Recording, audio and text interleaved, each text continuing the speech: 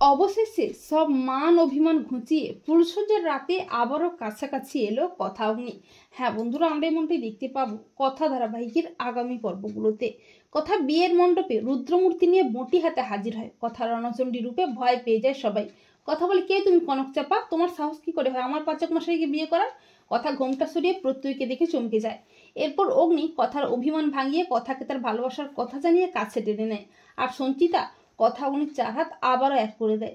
অগ্নি আবারও তার ভালোবাসার রঙে কথাকে রাঙিয়ে স্ত্রীর মর্যাদা দেয়।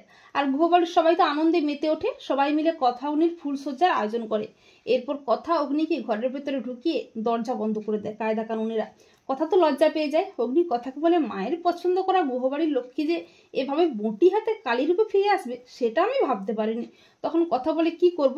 আমার পাচক মশাই যদি এই কথাগুলিকে ভুলে কনক চাপাকে বিয়ে করার জন্য লাফালাফি করে তাহলে তো আমাকে কালী রূপ নিতেই হতো। অগ্নি বলে, বাবা, এত অধিকার বোধ পাচক মশাইয়ের উপর, অথচ একবার মুখ ফুটে বলতে পারলি না যে পাচক মশাই, আমি আপনাকে খুব ভালোবাসি, আপনার সাথেই থাকতে চাই। এরপর অগ্নি কথাকে কাছে টেনে নিয়ে বলে, বোকা মেয়ে কোথাকার, তুই কি বুঝতেও পারিস না তোর পাচক মশাই তোকে কতটা ভালোবাসে? তোকে ছাড়া আমি অন্য কাউকে ভালোবাসতে পারবো না। কথা গোবর দেবীকে ছাড়া এই পাচক মশাই মরে যাবে। তোকে আমি খুব ভালোবাসি। কথা তোকে কোনোদিন আমি আমার জীবন থেকে দূরে যেতে দেবো না। তো বন্ধুরা, তোমরা এটাই চাও তো যে সমস্ত মান অভিমান ভুলে ফুলসজ্জার রাতে আবারও যেন কাছাকাছি আসে কথাগ্নি? কমেন্ট করে জানাতে ভুলো না তোমাদের মতামতটি।